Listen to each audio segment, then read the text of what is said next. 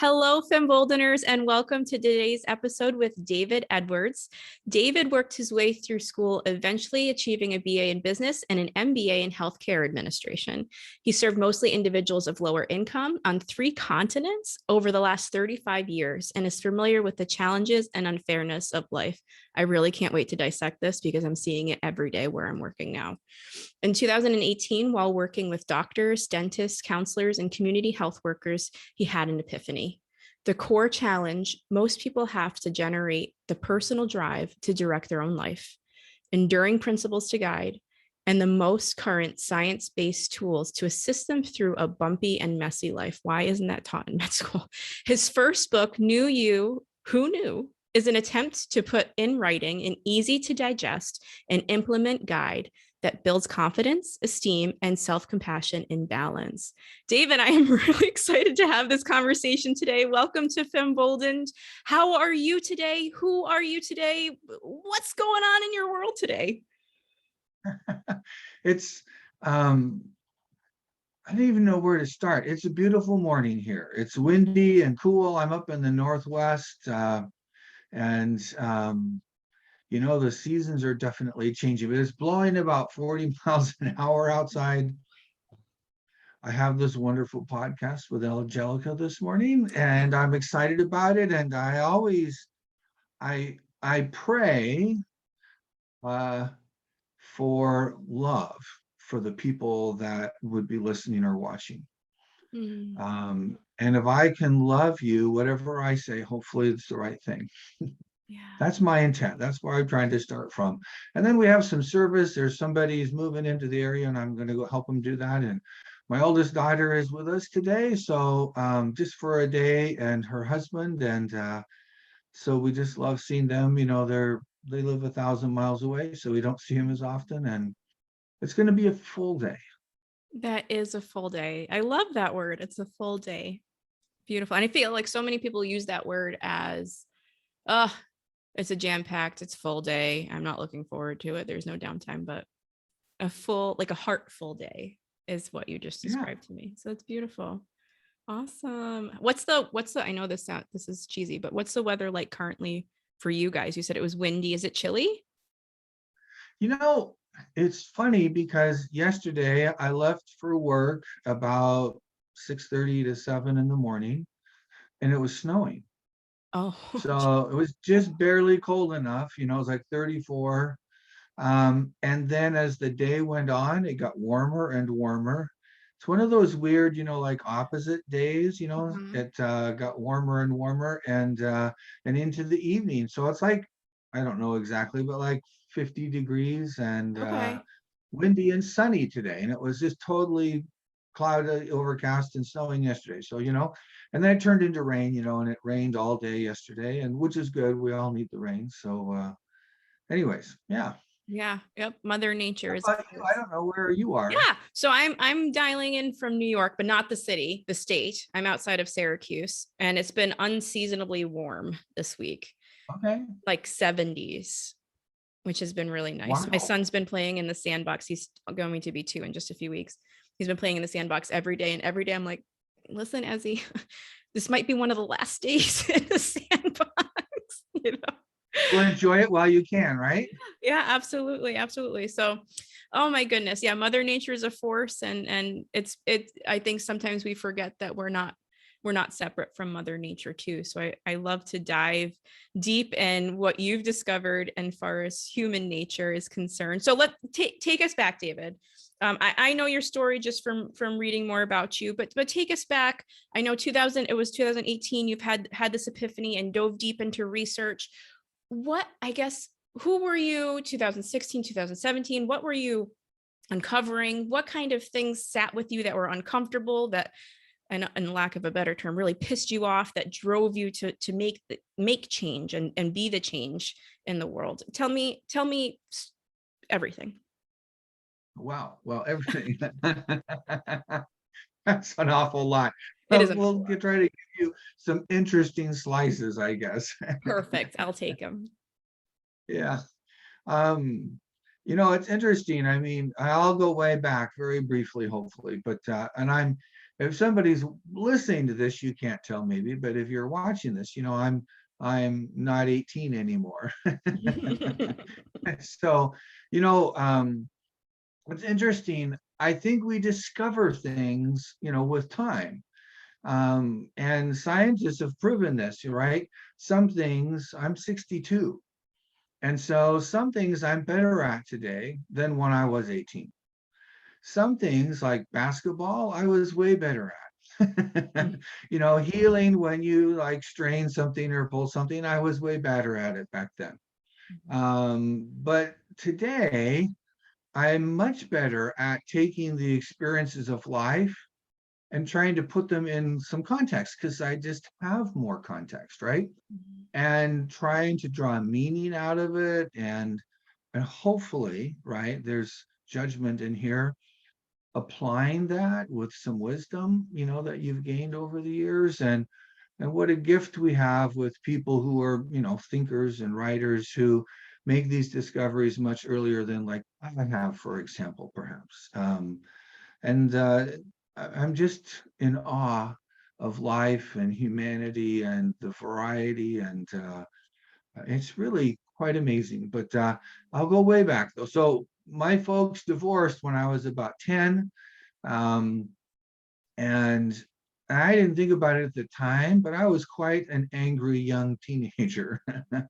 I would, lose my temper and throw things and, things that angry teenagers do. And my dear mother with 3 boys at home, and she'd been a stay-at-home mom and having to work and, bring in the money and raise 3 boys and start dating at some point. And we were not easy on her. We loved our mother. I think all 3 of us deeply, profoundly, as children generally do. And she was a good person. Um, and but anyways, life was kind of challenging. She bring these guys home, and like we hate this guy. Sorry, mom. And it didn't matter who it was. We hated everybody. But anyway, she did find a guy, got remarried, and he turned out to be an alcoholic. And so, but he wasn't a mean alcoholic. He was kind of an easygoing kind of whatever alcoholic.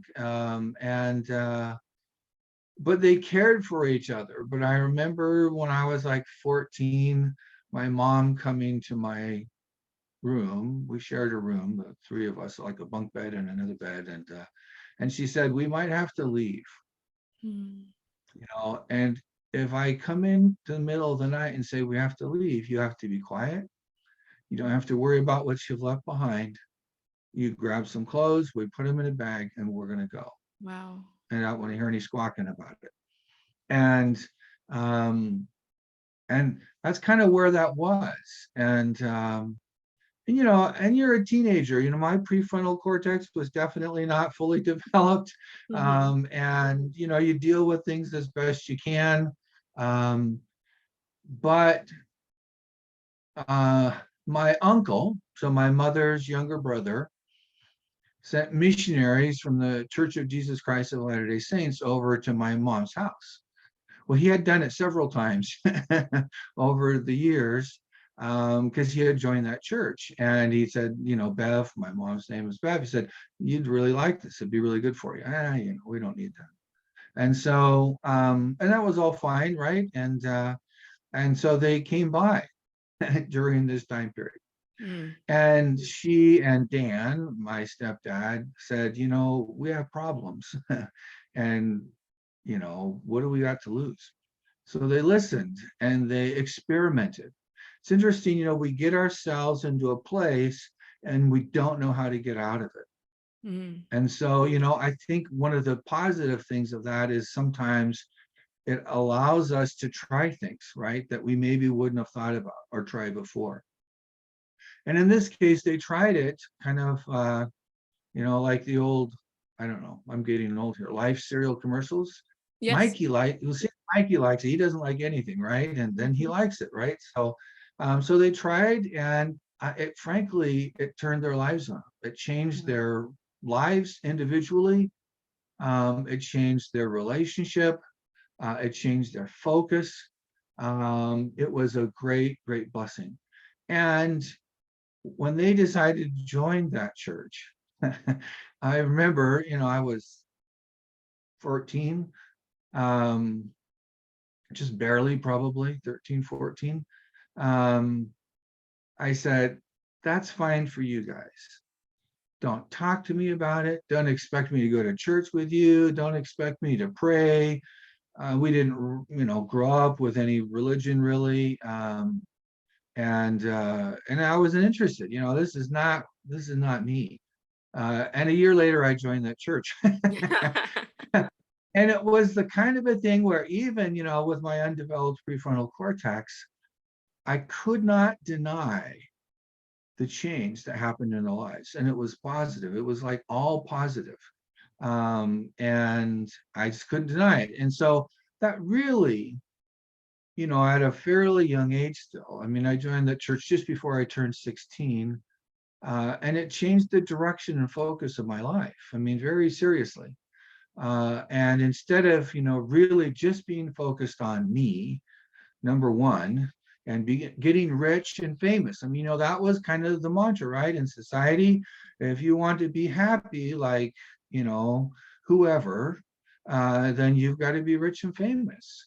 And so, that was kind of my mental model, um, that very seriously changed. And there's nothing wrong with being rich and famous, but it's rather hollow as you get into the lives of rich and famous people.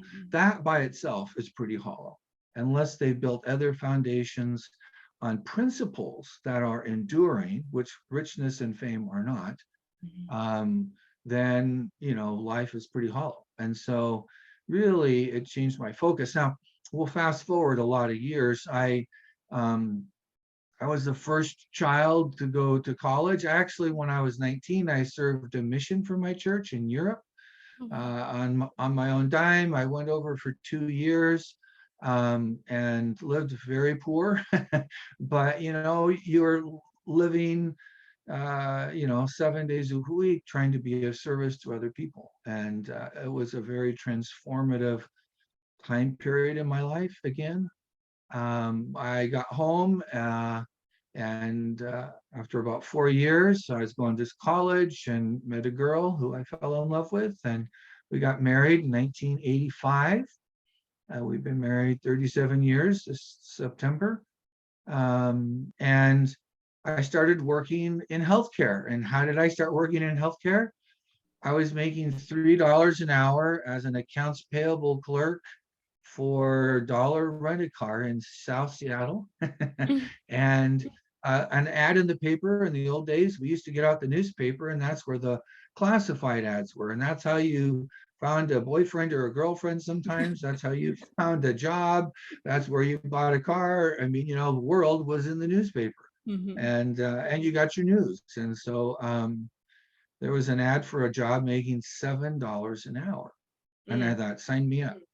Because I was paying my way through school, and as cheap as tuition was back in those days, still everything was cheaper. So and still expensive, relatively speaking. So I took I got that $7 an hour job. It turns out this little nonprofit had gotten a grant to have this position, and I started and I ended up working there for 6 years, graduated from school. They made me the business manager. I did it pretty well, evidently. They made me the finance director. And another kind of a transformational thing. So for me, I like work. Work is important. And I've always worked hard. It's just my nature. And I lived in north of Seattle, and I worked south of Seattle. And if anybody's ever been to Seattle, they were competing with Los Angeles to have the worst traffic on the planet, or maybe in America. The planet's a little bit of a stretch there, but anyways, and so I commuted an hour and a half if it wasn't raining each way. It could be a couple hours easily if it was raining. I started working on Saturdays, and we had just had our first child. Mm. And as I, was kind of trying to put my life together in my mid 20s here, um, um, family was the most important thing to me. And I realized that if I'm commuting 3 to 4 hours a day and working 8 or 10 hours a day or more, I'm not home, and Mhm. I am going to miss this child's life, and that's not okay, right? Mhm. And I talked about it with my boss, and we couldn't really figure out an easy way around it. We didn't want to live down in that area, and because my wife had family up, anyways. Um, so I made the decision to leave. It was like I could have had a career today. That organization is a $300+ million organization. And if I just stayed in that same role, because the CEO is still there, um, I talk to him about every 10 years. It seems like, hey, Rogelio, how's it going? And yeah, we're doing this and we're doing that. And anyways, who knows, life would be quite different, but I didn't. And I don't regret it because it was the right thing to do.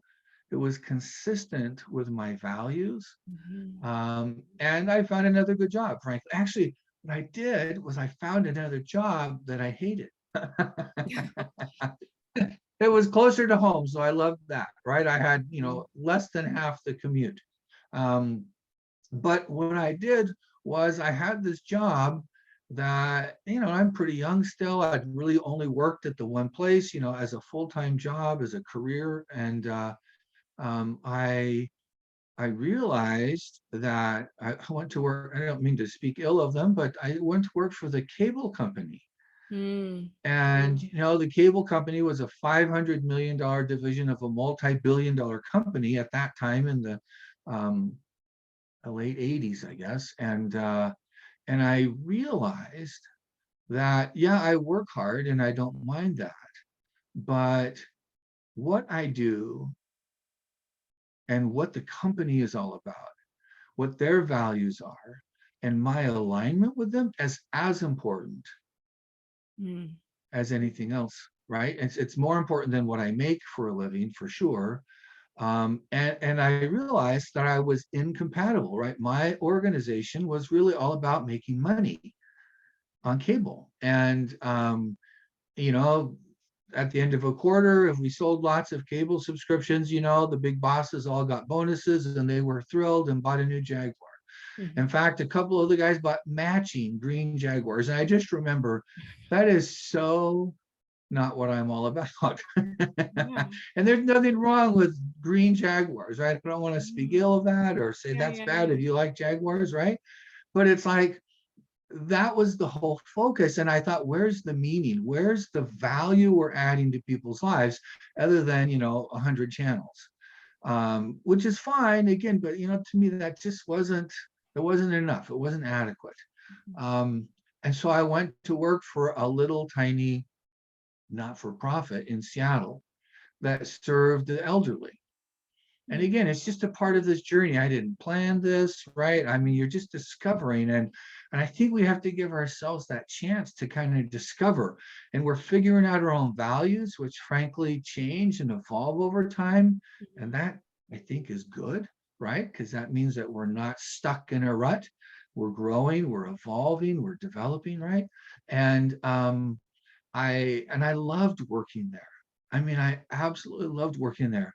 And there was these two women, they were super devout Catholics and big time coffee drinkers. So this is Seattle, right? If you don't have a grande latte in the morning, they were dysfunctional. And I don't drink coffee at all, but we loved each other and they worked hard, and it was very focused on the mission, right? Why do we exist?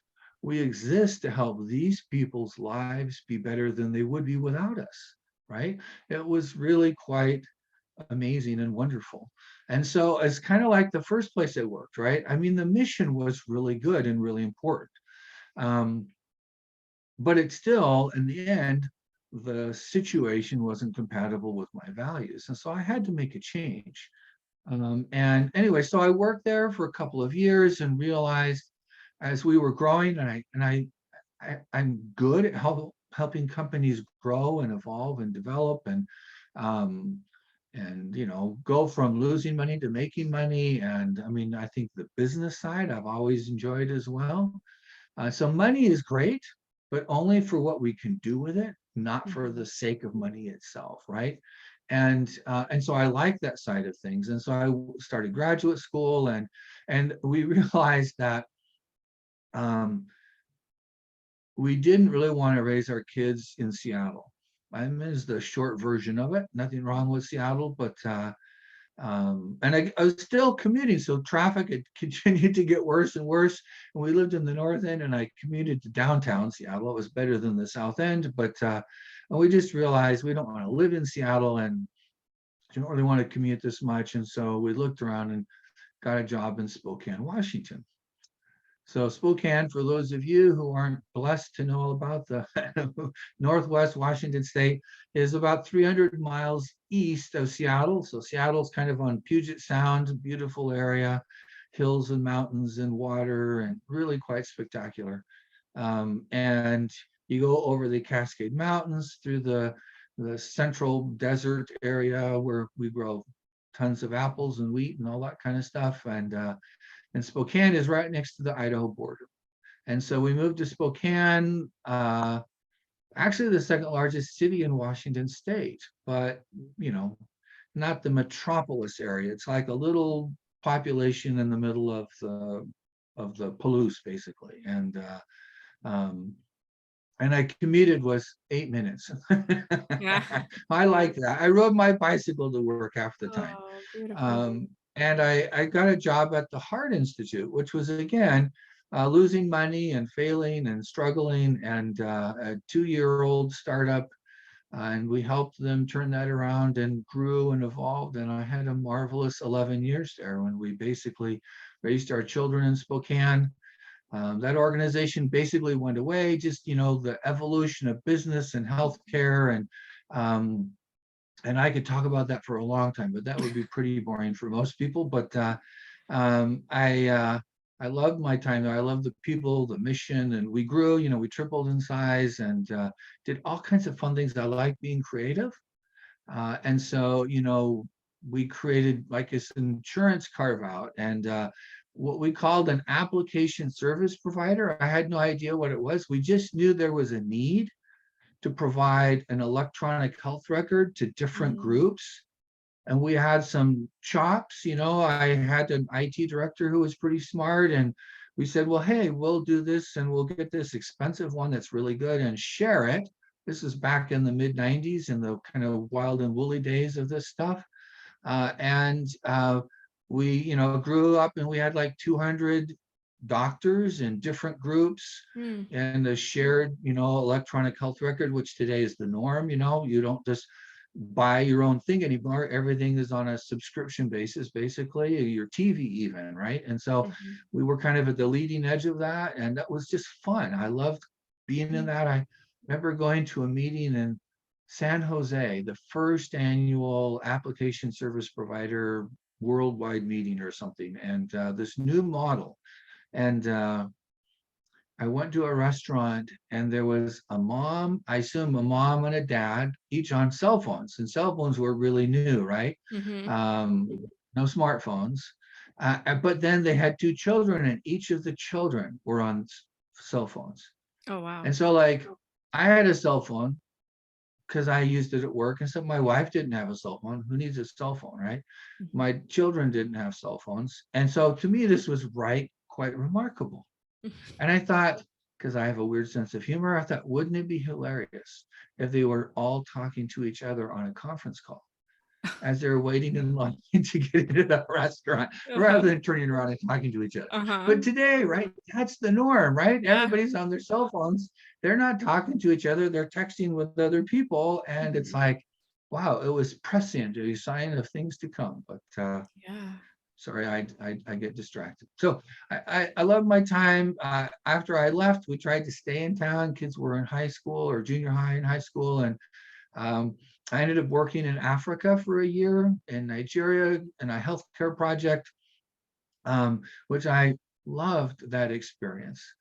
And I hate to say it, but like Spokane has like 90% Caucasian people, Mhm. and a little bit of, a lot of other things. And I moved to Ibadan, Nigeria, and it was 99% Black people, and the local people, Yoruba tribesmen and Igbo, and various groups, unique and distinct, each with centuries of history and culture, which was amazing to kind of study and be a part of. And you can't see it, but I have my, Oh, I don't know wow. if you can see my peace mask up there. Yeah, yeah. Um, Nigeria, the country of Nigeria back in the day was composed of like 400 independent tribal groups, which at various times were at peace with each other, and at other times was each trying to enslave the other ones, or capture their territory, or things that human beings do. It doesn't matter if we're from Asia or Africa or North America or wherever we're from. That seems to be the normal human condition through centuries and millennia. And but anyways, this idea of the artist was, hey, we just all need to get along. And some of these groups are really big, they're like 3 or 4 large dominant tribal groups and 3 or 400 smaller groups. Let's just get along. And it's a peace mask. I love the sentiment of it. And but I love my time there. They asked me to stay for a 3-year contract, but we thought about it and prayed about it. And we have blonde, blue-eyed teenage girls, and there was no like international schools or that kind of structure there. And it was a regular occurrence in the newspaper, right? We still read newspapers in the 2005, but so and so gets grabbed by rebels and is held for ransom. A van full of rebels drives through the street and shoots up the neighborhood. I mean, this was like every month at least occurrence in the newspaper, and we just couldn't get this good feeling about bringing everybody over. Anyways, it was an amazing time, though, amazing experience, and all these things are formative, right? And so, and as I realized that the basic human condition in Nigeria was very much like the basic human condition in Europe. When I was working in Europe as a missionary, when I was in North America working on projects in Ohio or in Seattle or in Idaho or in Alaska or wherever it was, I was able to work with a tribal group. It was quite fascinating. It was a consortium of tribal governments in Alaska and Southeast Alaska who'd come together, because some of them, again, were very small. I think of my peace mask, right? There was a really big tribe in Juneau and a pretty good sized tribe in Sitka, and a lot of small tribes on little islands throughout Southeast Alaska. And so they had come together and said, together we're better off than we are apart. And there was a spirit of generosity in that as well, because the larger groups, frankly, gave up a little bit in order to provide enough substance so that the smaller groups got maybe a little more fair portion, if you will. So there was a spirit of generosity in this effort, in this movement. They created a nonprofit, and they said, we exist to help our populations throughout this broad area, roughly the sizes of the entire state of Florida. But it was just this little corner of Alaska because it's so stinking big. And I did that for about 4 years. And it's just an amazing experience to be a part of healthcare, with the hospital and physical therapy and eyeglasses and doctors and nurses and therapists and dentists and, all these things. But a cultural perspective, that's a little unique. And I really enjoyed that aspect of whole person care, looking at you as a whole person, not just your mouth or your thumb that you've injured or, whatever it is, your anxiety that you're dealing with, right? We tend to look at you as a little piece because that's how we're trained, right? And you're a a health provider, I mean, you probably see this. I mean, the oncologists are looking at the cancer and they don't really care about all the other stuff. Not don't care, but that's not their focus, Mm-hmm. right? And so this was really um, not the first time probably, but really a very distinct example of that whole person. And I really developed ideas around humanity, how complex it is, but how interrelated it is through this time period. And then I spent the next 10 years in Oregon developing and working on creating these models and systems of integrated care. Mm. Um, and and that gives us to 2018. And I was the CEO of a rural community health center. Mm. They'd been struggling, and financially, structurally, emotionally, trying to find their way. It was a group of wonderful people, very committed to the mission, very committed to their patients, and very interested in this, whole person model. Mm-hmm. And we started down this journey together. And when I got there, I think we had about 80 employees. And when I left 5 years later, we had about 180.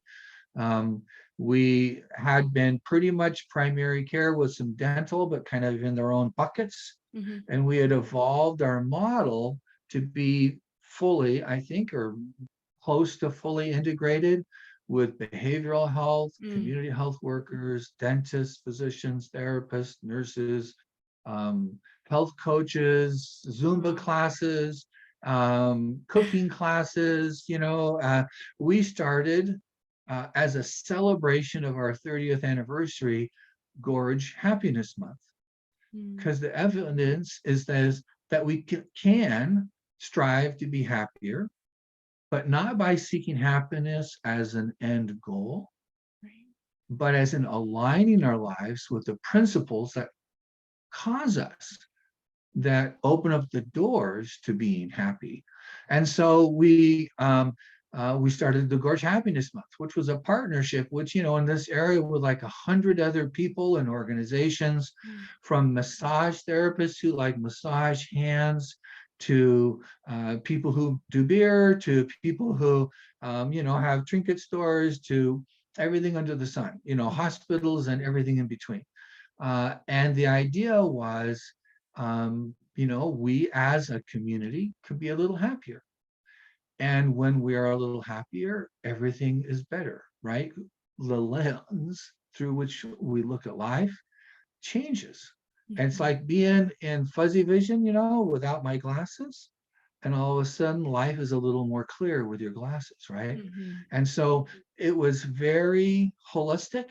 We were very much reaching out to disenfranchised groups, trying to be inclusive, trying to say, you know what? I mean, I have maybe a somewhat unique lens on diversity and inclusion, um, because I don't really seek diversity, right? I don't really need to seek diversity because diversity simply exists. What I need to do, I feel like, what I seek to do is to accept you for who you are. Mm-hmm. And I have flaws, you have flaws. The problem is that sometimes, many times, our flaws are just a little different. Mm-hmm. So I will strive to recognize you as the whole person that you are, and not focus on this little flaw that I see or this little difference that I see. And I would ask you to maybe do the same for me. I have differences, I have flaws. Some things aren't just flaws, they're just different. And so we accept that. We recognize that that is the nature of our existence. And then we're accepting and tolerant of each other. And then all of a sudden, our lenses are clear. And then we get to know each other. Mm-hmm. We moved a few years ago. My neighbor had this big Trump sign. And maybe you love Trump. I mean, I don't want to kind of focus on that, as a thing, but it's an example because it can be very divisive, right? Yeah. Yeah. And so I'm not a big Trump fan, and so I'm thinking, well, he's got his big like flag up, Trump 20, whatever it was. And I thought, oh my God, he's one of those guys, right? So I'm human Mm-hmm. still. I still make those kinds of judgments. And I, caught myself though. I stepped out of my system one kind of don't think thinking, and jumped into my system two. Oh yeah, maybe I can think about this. And I would see the guy in his front yard, across from my front yard. And I thought, well, I should at least just go say hi, because you know what? I don't know him. Mm. And so I walked over and introduced myself, and we started talking. And you know what? On 8 out of 10 things, we were super aligned, Mm-hmm. and we became friends, and we got to know each other, and we shared food, and I mean, it was quite delightful. But in some areas, we were quite different. Mm-hmm. And you know what? That's normal, right? That's okay. Yeah. And so we recognized those differences, but we also recognized our commonality, our common humanity, if you will. And we were friends, and it was great. Um, so anyway, just I'm getting distracted again. So 2018, I'm in this organization. We had become more sustainable financially, and we had done quite well, frankly. Some of that was because of efforts that we had made, and just aligning from business principles, right, with the principles of success. Um, but at the same time, we really evolved our mental model. We'd revised our mission, our value, our values through a very inclusive process with all of the staff.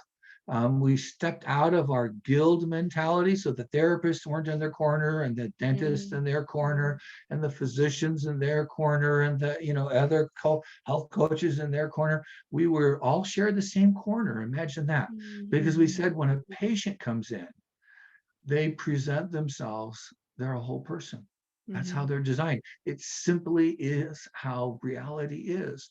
So Mm-hmm. why don't we adapt how we work to the reality of this existence, and engage with them and help them as whole people? So we had really been working hard to evolve this model and make it more profound and more effective. Excuse me. And we were outgrew our building. So as a CEO, I moved out of my office into a closet. And then I moved out of my closet to put 3 dentists in my closet, so they had a little office space. And that's kind of, I moved out of the building finally. And so we knew we needed a new health center. And we wanted to design this health center consistent with this kind of epiphany we'd had about whole people and serving whole people, and adapting us to that reality. And I had this first of a series of epiphanies, which was, we can have really, really good providers of the various services. We could have a good electronic health record. Excuse me. We could build this new building that physically supports helping and engaging with whole people. We can do all these cool things. But unless we help the individual patient be the captain, more effectively engage with this team of people as the captain of their own life and the captain of their healthcare journey, we're going to vastly limit our effectiveness overall. Mm-hmm. And that was like my first epiphany. You can imagine that. I'd been working in healthcare for over 30 years. And I finally was asking this question. And I had this wonderful team of people, right, that I surrounded myself with. And I asked them the question, right? Because I'm one person. I only know what I know. Mm-hmm. And so we started going down this road. And one of the therapists, they said, Dave, it's all about change. How do we manage change in our lives? And so I thought, to me, that was profound. I don't know if it counts as an epiphany, but perhaps. And so I started studying change models. And if you've studied change at all, right, there's the fancy word trans-theoretical model of change. And there's all these other change models. I mean, influencer people wrote a book about, change, and took the work of brilliant people like Albert Bandura and others, and they, kind of developed their model of change. But it turns out there's not a single, everybody agrees this is the model of change. There's a bunch of theories of models of change, because you know what? We're human beings and we're messy and sloppy. It's our inherent and our condition. And so what I did, because I'd been a finance guy for a long time, I put a spreadsheet up and I lined up these models of change in the various stages, like the stages of change, right? So pre-contemplation, contemplation, et cetera, et cetera. And you know what's interesting? This is a little distraction again, but in every change model, there is a point where they say, yeah, I've changed, right? Who I am is different than who I was. Mm. And for some of us, that's a moment, right? Literally, this happens in a moment. And for some of us, this can take years to get there. But however long that journey is for you, right? We change. We are truly a different person, but inevitably we fall back, right? We have that old habit, and we get back into it again. We fall. We make a mistake. We go from this elevation to something that's less elevated. And every model has that built in, which I think is just very interesting, because again, it's this human condition, and we're so hard on ourselves sometimes. Yeah. And so I lined them up. The other thing, this was another epiphany that really led me to go down this journey of writing the book that I wrote. Was that at the foundation of every one of these models is this idea of intrinsic or personal motivation. Mm-hmm. So we can figure out how to do stuff all day long, right? The YouTube, the internet is full of, how do I do a podcast? How do I comb my hair? How do I do a French braid? How do I fix my car? How do I find a new boyfriend? How do I, blah, blah, blah, blah. It's all about, most of it is about how to get things done, right? We like that. It's accomplishing, it gets things moving, right? And there's a place for that, right? That's absolutely right. But without motivation, we do not change. Mm-hmm. And the things that we change do not stick.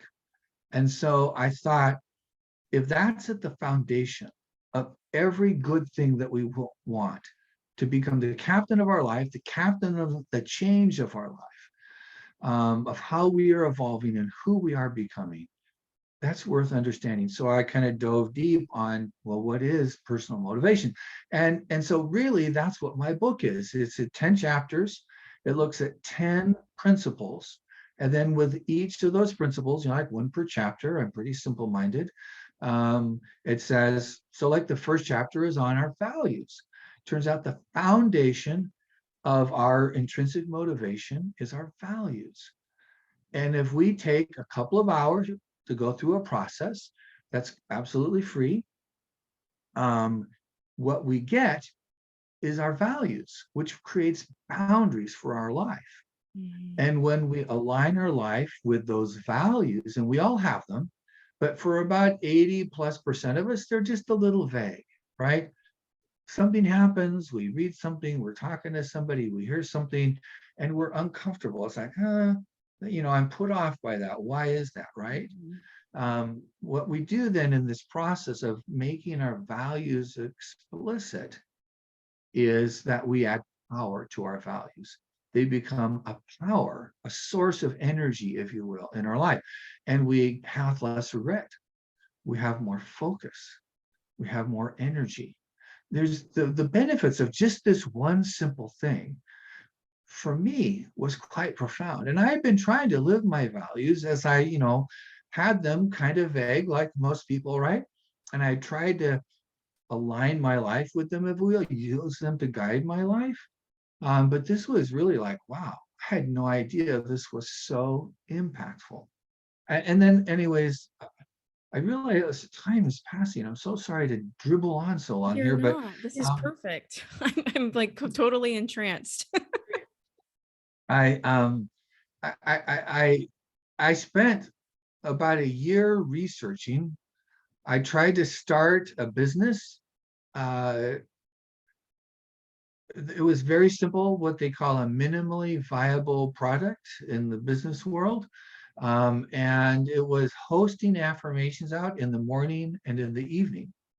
And I developed these like 52 affirmations, one for each week of the year, consistent with these principles. But frankly, at that point, I don't think I really understood all of the principles really clearly. I had these ideas and I had developed these affirmations, and I thought these will help people though, right? And I knew enough to say that in the morning, when we first get up, our mind is in a long brainwave state. Mhm. And as we're relaxing in the evening to get ready for bed, we get into that same long brainwave state. When we pray, we can be in that. When we're meditating, we can be in that, right? There's different ways to get into that state, but it was very natural in the morning and the evening to be in this state.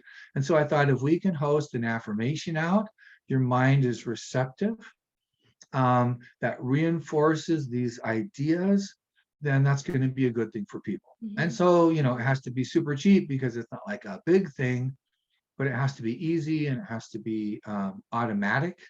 And so that's what I did.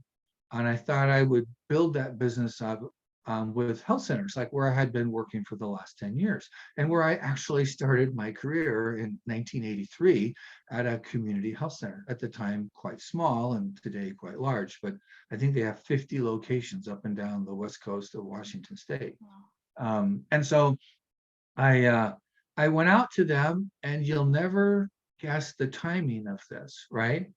Um, I started talking to people in January of 2020 or 19. Mhm. And of course, that little thing called COVID was rearing its ugly head. Mhm. And all of my friends that I knew at health centers said, Dave, that's an interesting idea. I think we could talk about that and we could do something together, but I am so overwhelmed with COVID. I can't, I Mhm. just can't. Mhm. So I pivoted, I tried to go direct to consumer. That didn't work out so good during the pandemic. And so I thought, I continued to read and research and write. And I thought, I got enough. I could do a book. And the principles have become so much clearer. It's a good thing I didn't try to write a book right away, because just the discipline of writing and put those things on paper and trying to, really put this in a way that flowed naturally and logically. And all the 10 chapters really, they build on each other. Mhm. Um, and so the first principle is values. The next 6 principles are really about getting things done, because you know what? Without getting things done, life isn't very satisfying. It's kind of like, contemplating your navel and meditating. That can be really fine. But that all by itself really doesn't lead to happiness. It doesn't lead to effectiveness. It doesn't lead to the change that we really want. It's Mhm. the combination of things. And so you got to be able to get things done, right? And so the next 6 principles, starting with awareness, right? This idea of being self-aware and aware of what's going on around you Mhm. as a foundation to not just getting things done, but getting the things done that matter in your life. Mhm. Because it's so easy in this day and age to be overwhelmingly busy and yet not satisfied. It's Mhm. that being rich and famous, but not happy, not at peace, not satisfied, not clear about what's important to you and the direction that you want to go and who you actually want to become. And so, values, getting things done, build on awareness. And then the last 3 principles of the book are on principles of self-compassion. Thank you, Dr. Kristen Neff and other researchers Mhm. and scientists who have really uncovered these principles of self-kindness, common humanity. And my last chapter is called mindlessness. Mhm. I was watching a Dr. Phil interview, and he said, yeah, I was talking to some people and I talked about mindfulness, and I could just see them in their physical your face and your body language, that they're going woo woo woo, crazy talk, right? There is a lot of people have this bias. You use the word mindful and they think, oh my God, I have to buy yoga pants, light candles, and burn incense, and I'm not into that, right? And so the idea that I was trying to get at this and removing barriers and kind of getting beyond our biases, right, was to say, do you have a mind? You do. Amazing. How are you using your mind? Scientists tell us that the human brain is the most complicated and capable creation in the entire universe. If we have that gift, every one of us, we didn't do anything, it just grew, right? It's there. If we have that gift, do we not have an obligation, a stewardship to do something with it?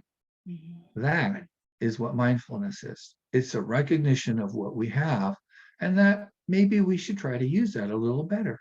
I mean, it's really that simple. And so I'm trying to be at that level of, in a very simple way, very straightforward way, how do we become the captain of our life in a way that brings meaning, joy, that encourages that with others? So it's not just me and self-focused.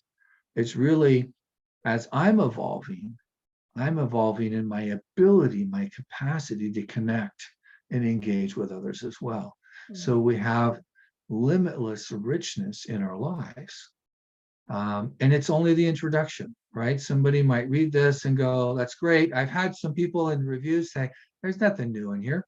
Probably isn't, except for my stories, I mean, I don't know that anything is new, but I wrote the book because I haven't read anything, and you don't see my bookshelf, but I've got all of my bookshelves full of books. Nobody had laid this out in a simple, approachable way. I wrote my book for just average, everyday people. If you are working in the front lines of life, and you're making median or less than median income, this is the reality of our life.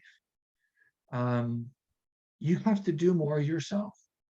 If Beyonce has a drug problem, she has a business manager, a coach, a whole team of therapists, a $10,000 a day clinic that would love to help her out. She has lots of resources to help her overcome her problems.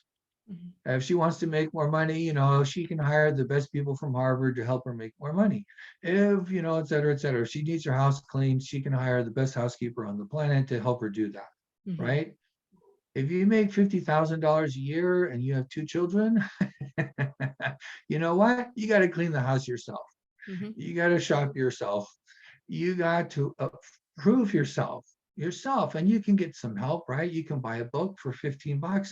You can do whatever. You can do amazing things, but your life is different, right?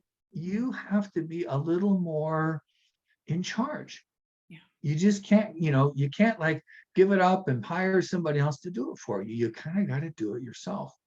And so my hope was for this, majority of people to provide this simple guide to say, hey, engage with these principles.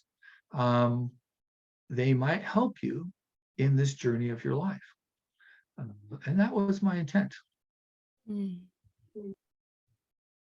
That's so beautiful. And thank you for sharing all of that. And I'd like to say, as a provider who I actually picked, I'm a physician assistant, and I picked a program that promised the whole person model. And I'm sure it taught it to some capacity, but really I was, and I'm kind of going on a tangent here, I was extremely disappointed at their selection of future providers. And I chose not to graduate with my class because I did not want to be associated with them as a future provider. Yeah. There was an inconsistency with your values, wasn't there?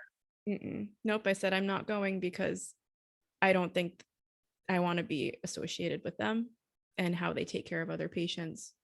But I know for me, I've taken even prior to graduating from PA school, I had taken it's just how I live my life is the whole person model, right? And I'm not bragging when I say this, but my patients get better. They just do. And it's not always medication. It's not always, the right diet tweaks. It's just as you say, giving the power back to them. Because in healthcare, it's been so much of, I know what's best for you because I went to school and I hold this degree.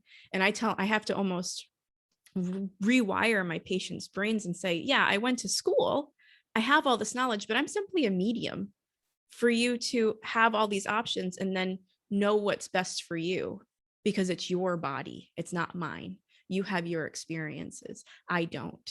So I can give you these options. I can let you know which way I'm leaning and why. I can give you the side effects, but ultimately it's your decision and I'm here to support you no matter what. If it's the wrong decision, we'll find out and then we'll of course correct. I mean, it's just like you said earlier, it's an experiment.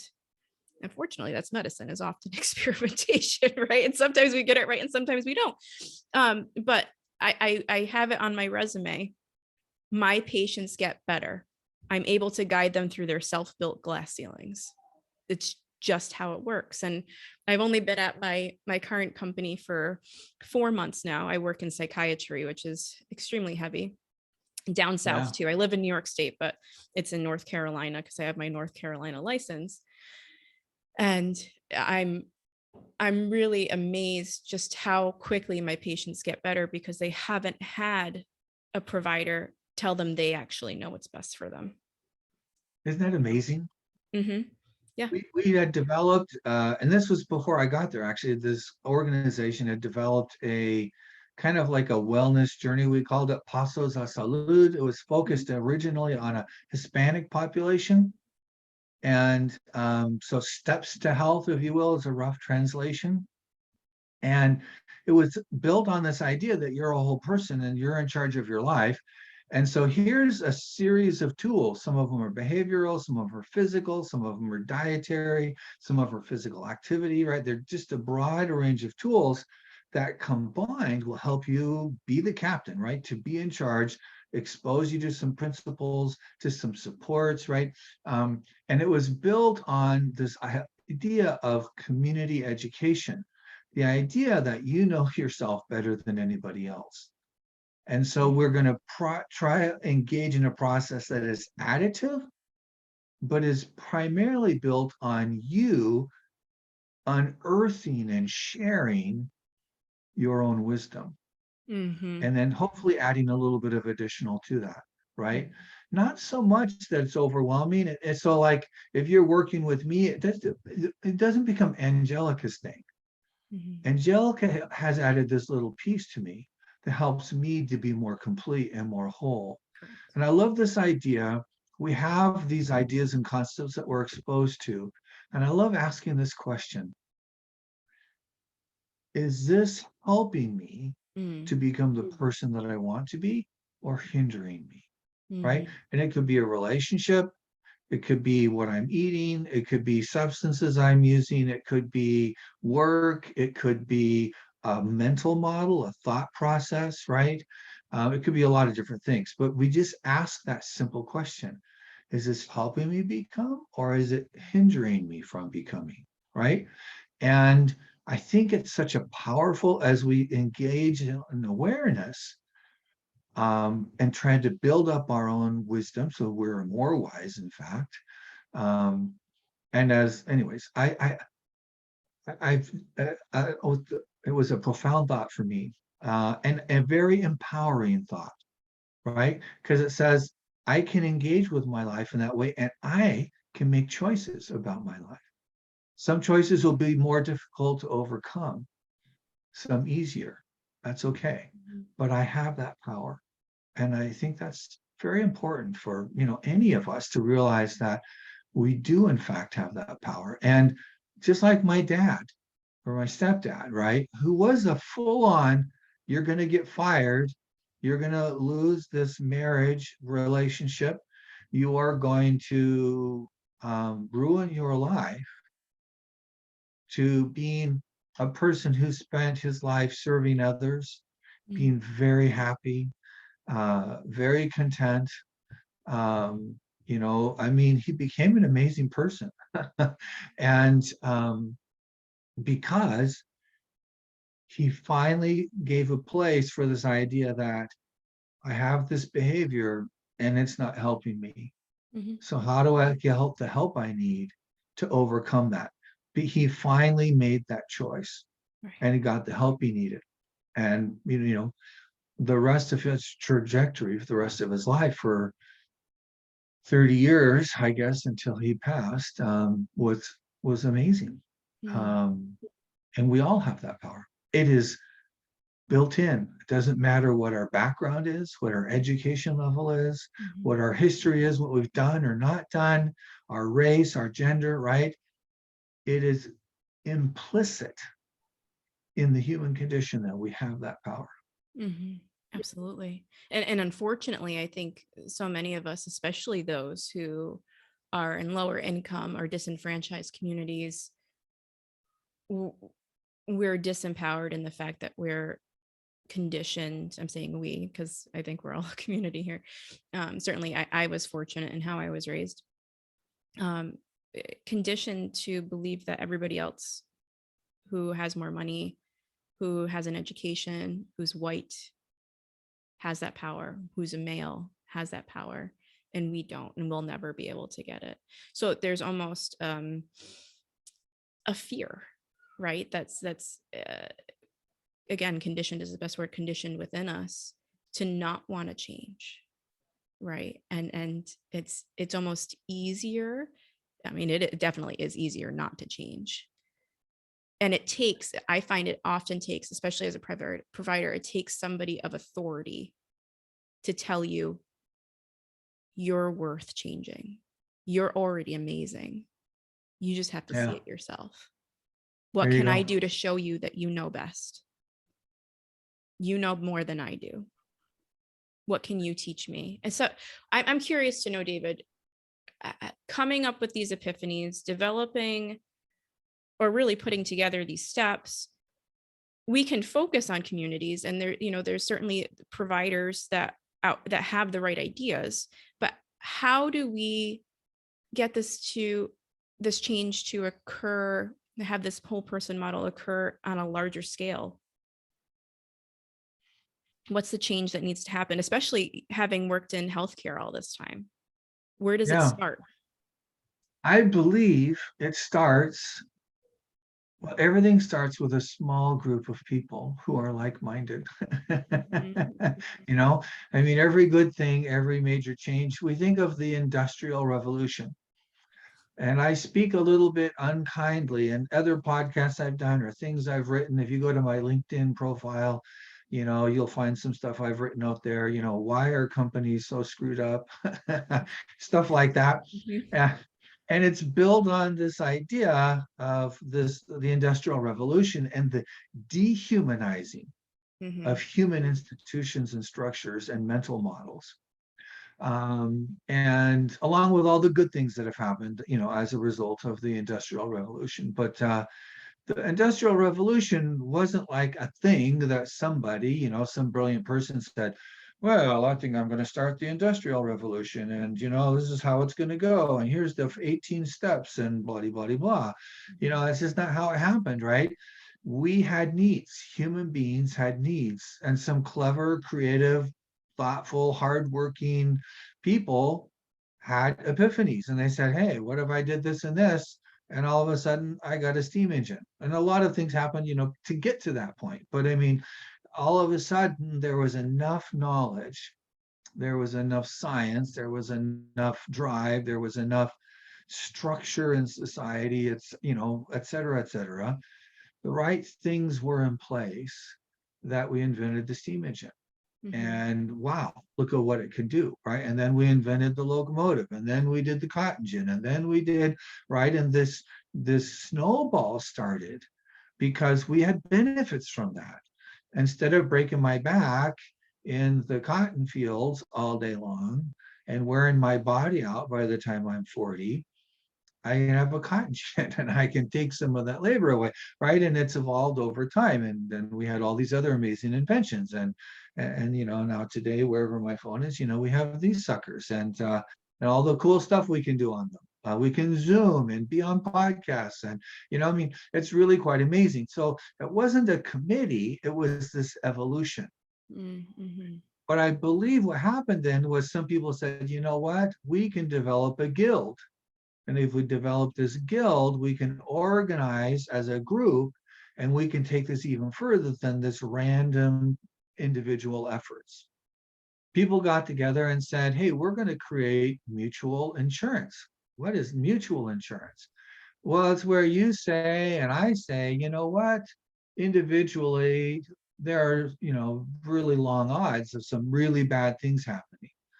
But, if I die, it would be really nice if we put some money together and then I got a chunk of that to help my surviving, family to not be destitute the rest of their lives.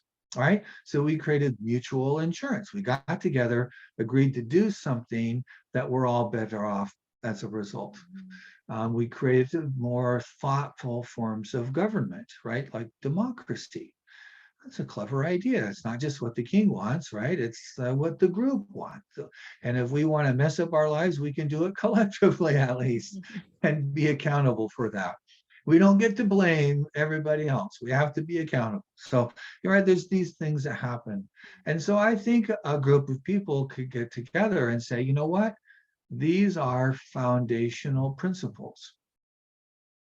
And we think they're worth promoting. So if you have an idea, a business idea, an idea to help people, and if you were Apple Computer, I used to say Coca-Cola, you could still say Coca-Cola, but the bigger companies, if you were Microsoft or Apple or Google or whatever, right, you would do a pilot. Mm-hmm. You would have a study group. You would test the waters. You would, refine and evolve what you wanted to do and what it would look like and how it meets people's needs. And then you would develop a business plan, frankly. And you would say, this is how we're going to take this from obscurity to normal, right? To the new norm. And I think what it would take is a group of thoughtful people with resources to say, we want to take this from obscurity to be normal, right? We don't even have to think about our cell phones anymore. But as I noted, in 1998 or whenever that was, this didn't even exist. Mm-hmm. This was not even a glimmer. And so how do you take that? But it met a need, didn't it? Right? Mm-hmm. This met some needs. We could do things that we couldn't do before. And I think if we could help the principles become norms throughout society, throughout all groups and subgroups, disenfranchised, just make it the norm. That's just how we think, how we process anymore. It's a collective wisdom, if you will. I think that's one way, I think that's a rational way to do that. And you start, by putting the stuff on paper or digitally, if you want the ebook, or verbally, because it's in an audio book as well, right? Whatever works for you. And you get the idea there and you do podcasts and you talk about it with people and you try to help people have this glimmer that I have things in my life that aren't serving me well. Well, how do I change that, right? From a very rudimentary, simple, approachable level. Doesn't take over your life. It's just very simple things. And it's aligned with principles that are enduring. We could call them eternal, but, they're enduring principles. These principles are just as powerful, just as effective for helping the human condition and human shared condition 3,000 years ago as they are today, and they will be in 3,000 years because they're simply a part of what makes us as human beings successful. Mm-hmm. Your values. Socrates talked about values. cavemen probably talked about values, right? I mean, at some level, this is simply a part of the human condition. And what we're trying to do is say, from what we know today from research, that we never have in the entire history of the human race, not with Socrates, as smart as he was, or Plato, or any of those thoughtful people, we have, peer-reviewed, evidence-based research that making our values explicit will make our lives better in all of these powerful ways. And really, we live the most amazing and unprecedented time in history. Mhm. Anyways, and so I'm dribbling on. I think that's a place to start. So then that's perfect. And it makes it so much, as a perfectionist, it makes it so much more tangible, right? That, okay, I'm actually doing everything I can, right? I don't have to influence all these people and get into the hamster wheel, if you will. So as a provider, and I've only been a provider for 6 years, coming on 6 years. Oh, past 6 years. I went into healthcare thinking I was going to change the world. I know the answers. I can help people. I know who I am. I know what I stand for, right? And of course, I changed. But Thank goodness. right, and I still feel that way, right? I still have that drive, and I'm grateful for it too. But it leads so quickly to burnout, because currently the healthcare structure just it's, and you can correct me if I'm wrong because you know better than I do, but it's very much, from a provider standpoint, it seems to be more business driven now than it is healthcare driven. I often call, and it's not my terminology, it's sick care. It's not healthcare, right? There's no preventative medicine, because preventative medicine requires more than 15 to 20 minutes, and providers get burned out, and then you're not connecting with your patients, and then there goes the whole person model right down the drain. Right. Right. So I guess, how What's do the we, cure for better healthcare? yeah, well, not just burnout, but how do we fix the model that currently drives, and unfortunately, that's the model that so many underserved populations are forced to go into. Yeah. I'll go back to what I said a little while ago, and I know this isn't probably very satisfying. There is no one person that can fix Yeah. this model. Mhm. It is going to have to evolve. Yeah. It does require voices, right? Mhm. So it might start off a few quiet voices, then it becomes a low murmur, then it sounds like a little bit of a crowd, Mhm. maybe then it becomes a movement, then all of a sudden it influences policy and practice, right? I was on a human resources focused podcast, um, and I wrote a paper after that because it's got me thinking, as things do in life, right? And so, I mean, I've worked in healthcare and in the business for quite a while now, and so I thought, why do we have so much dysfunction in business? What's one of the reasons? There's very seldom a thing, right? Mhm. But what is one of those sources of burnout, of destructiveness, frankly, to the human condition, to dysfunction? And I think it is misalignment. Mhm.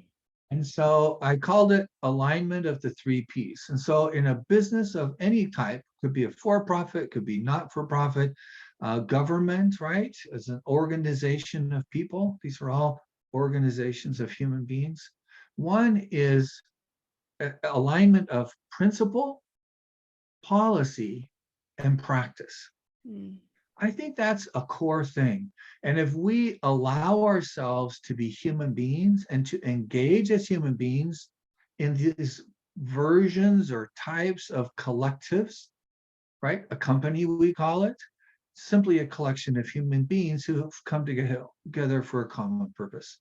And so I think you working with an organization, striving to live consistent with your own values as they change and evolve, with tolerance and patience, kindness, self-kindness, right? All of these things, right? So as you do that though, and you're trying to engage with organizations, say, let's recognize that we're a collection of human beings, first of all, and let's agree, what are the principles, right? So the principles of a company are your mission, your vision, and your values.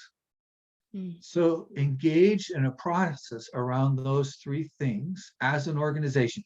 This isn't the CEO or the board saying, this is how we are, right? Because you can do that. You have the power to do that in Mm. those roles. However, how foolish to do that, because it's inconsistent with the human condition, right? So what are our principles, our mission, vision, and our values? And do that in a collective, holistic, engaging process that's up, top down, and it's bottom up. Mm-hmm. And one of the ways, well, this could be a whole new podcast, but anyways, you know, and so I think if you do that, that's a start, right? But that's one of the three P's. Mm-hmm. Because once you've agreed to those things, and at all levels, whether you're a medical assistant or a housekeeper or a provider of, you know, whatever type, or the CEO or whatever your role is, right, in the organization, to me, that's much less important than that I'm fulfilling my role effectively, and that I'm doing that collectively as a part of a team around, you know, our mission, vision, and values, consistent with those things. And that those are reflective of each individual, not perfectly, right? Because we're all a little different, like we talked about before. But where we can see in those principle level things a little bit of myself, right? This is consistent with my own values, with my own purpose, with my own vision of my life and my career, and how I see myself evolving, right? Who I see myself becoming. And so we see this alignment. So that's the starting place. Then you've got to look at your policies.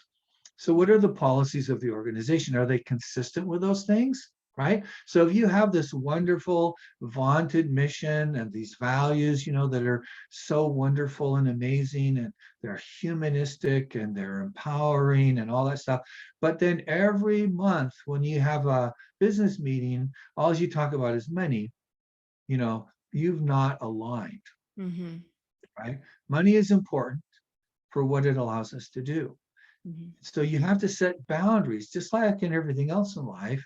And there's something that I've introduced at organizations called integrated strategic and financial planning.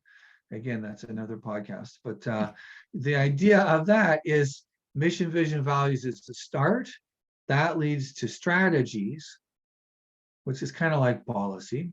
I mean, strategies are implementation of your policies.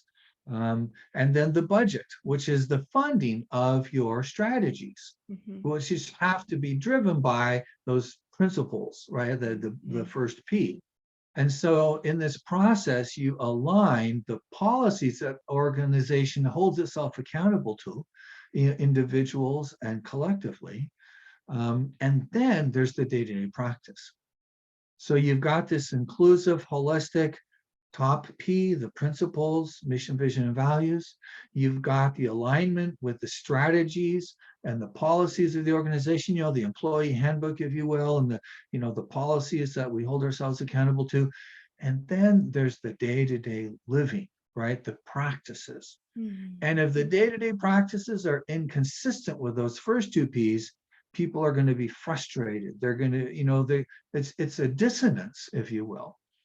And so you align all three of those P's, and I think it can go a very long way to creating this new idea of what is an organization and how do organizations function ideally, and how do we look at money, not as the end goal of have as much as possible, as in how much is enough to accomplish why we exist. You know, we all have to ask that question and answer it. How much is enough, right? And it's going to vary from place to place and person to person. But if we can do that and set those boundaries, all of a sudden it becomes so empowering. And work and life are not inconsistent, right? And so I think by going through this foundational process. We create this alignment with these success principles, not only of business, but of human success. And when those things are aligned, there's less, nothing's perfect because we're messy and sloppy, but there's less burnout, there's less dissonance, there's less destruction of the environment, of families, of individuals, of work groups, right? I mean, it's just, and again, I don't want to paint this halcyon picture and we'll all hug and sing kumbaya, but I mean, it is really a superior model. And we've gotten away from it over my career. In the late 70s, early 80s, as you look at the business literature, there was a raging debate, and we saw it alive and well in healthcare. And there was the nonprofit camp basically in healthcare that said, you know, hey, we're here, you know, mostly because of religious mission, right? Most healthcare organizations have religious roots because there's all these unmet needs and it didn't make any money. And so it became a charity. And, you know, that was the purview of largely religion. And so religions started hospitals and sanatoriums. And, you know, there's some great books written about the history of healthcare and how it's evolved over the centuries in the West. But anyways, and so that's kind of how it evolved. But in the 70s and 80s, some people realized, oh my gosh, I can make money in healthcare. And I can maybe make a lot of money in healthcare. So the for-profit guys were making a lot of money, and the nonprofit guys, men and women, were going, wait a minute, they're eating my lunch. And what's going on here? And there was this ongoing debate about what direction do we go? And it wasn't a committee that was saying this was the direction to go. It was just dealing with life, right? And I think to our own demise as a health system and as a society, the simple, easy thing, the everything is green perspective has won out. And it doesn't matter. I was a CFO of a heart institute that was very mission focused. I was at a meeting of CFOs, a national of CFOs down in Arizona. Beautiful place. I mean, it was a great meeting. But I remember very clearly, it was an evening and they were having like this discussion going on. And a CFO of a large nonprofit, religious affiliated hospital system in Florida, who will remain nameless, and the organization nameless, basically told a story. And he said, we discovered that if we built ambulatory surgery centers, every one of them made a lot of money. And so we just decided to build ambulatory surgery centers everywhere we could find a vacant lot. And those are my words. I mean, they took their service territory and built them until it was saturated. And they said, well, we'll start building them in other people's territory because it makes a lot of money. And so they had so much money. And he was at a board meeting, and one of the board members came up to him and said, hey, I'm on the governing body of this charity, and we have 360 days cash on hand. That's a lot of money, just in case you don't realize that. And he said, how much is enough? And the CFO responded, well, it's never enough. And so to me, that was like, oh my gosh. You are patently, scientifically, quantifiably wrong and in error. There is enough. Sorry, dude.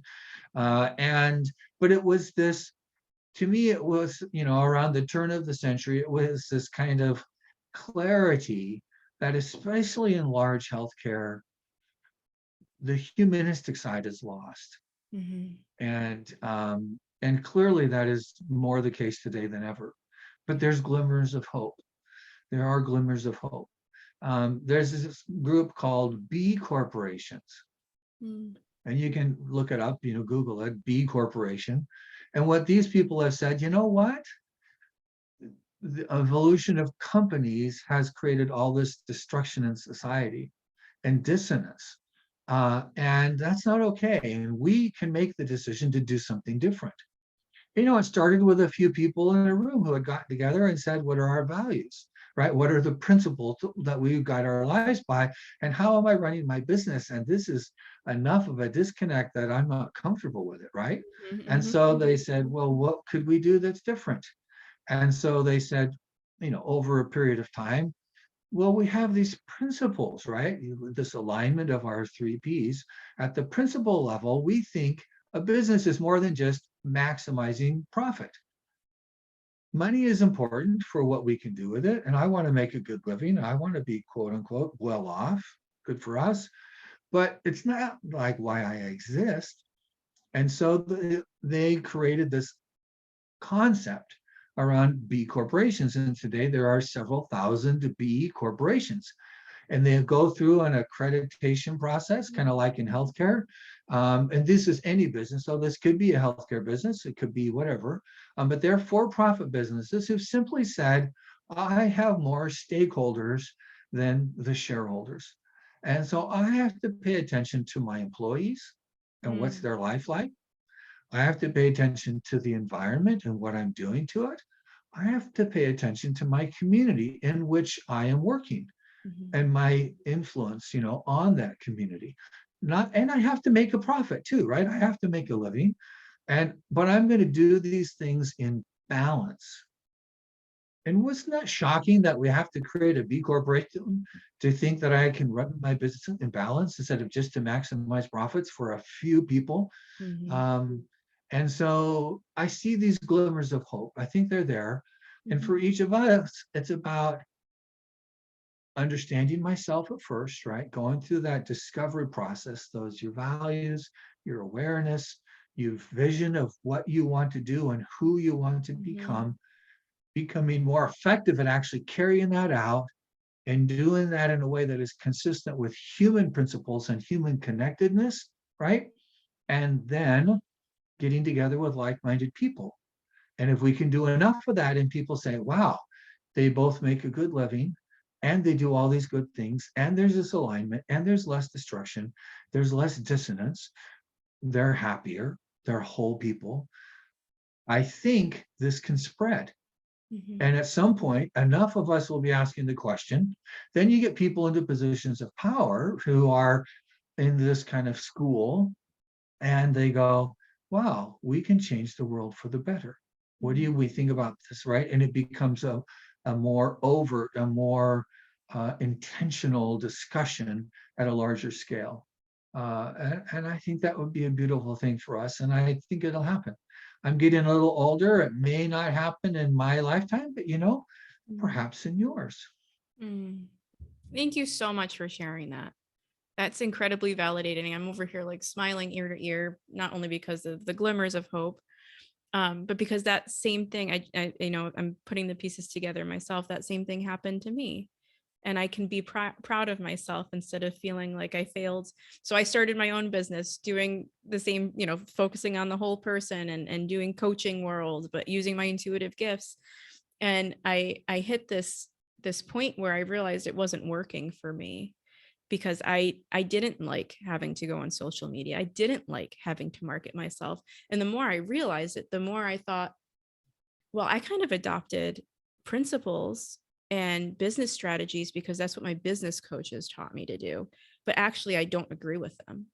I don't agree with not giving somebody a refund if they didn't get what they needed out of it. I don't agree with giving people advice and not having a therapist on call to talk it through with them because there is crap that I could bring up that is potentially damaging, and that's not trauma informed. So I Yeah. actually took a step back, and now as you're speaking, I'm like, I took a step back correctly because I actually built a business that wasn't aligned with my values, and that's why it wasn't selling. There you go. See, that's so beautiful. That alignment, isn't that a Mhm. powerful, powerful concept? Absolutely. And I knew in order for me to run my business the way that felt good for me, I needed to fund it first and foremost, right? I couldn't just build it from nothing and still have my values. That's just not how it was going to work for me. It could work for somebody else for sure, but it wasn't going to Yeah. work for me. So, um, yeah. So you're your experience, your wisdom. Really just listening to you has been incredibly validating and given me hope for the future. So I can't thank you enough, David. This has been an incredible conversation and discussion, and really chock full of of guidance and implementation and strategy. And I'm just so glad you were here today. Thank you so much. Thank you. It's been a great pleasure. I've really enjoyed it. Where can people find you if they want to be more in your energy? Where can they find your book so they can grab a Yeah, copy themselves? it looks like this. I don't know if you can see that, but Perfect. yeah. Um, I am on davidredwards.com. That's my website. It's just my name. And I am on LinkedIn and I'm on Facebook. And I Sounds think those are the simplest places. I have my book is on Amazon. And again, it's on a paperback. Um, I didn't do a hardbound just because it's less affordable. My intent was to try to make it as affordable as I could. It's on an ebook, which is even more affordable. Mhm. And it is an audiobook as well. And that's on Amazon, Audible, and iTunes. Um, and I'm trying to get my book in Barnes and Noble Yeah. and in libraries. That's a process to do that, but I'm working on that. Oh, that's beautiful. Awesome, David. I'm so glad that you're here today. Thank you for being here and being you and living out your life mission based and impact driven. I appreciate it so much. Thank you so much. It's been a joy. I wish you well, and everybody listening and watching. Um, I hope you have that glimmer of hope too. Your life is important. It Mhm. really is. Wherever you find yourself, give yourself a break Mhm. and hang in there. Mhm. You have power. Mhm.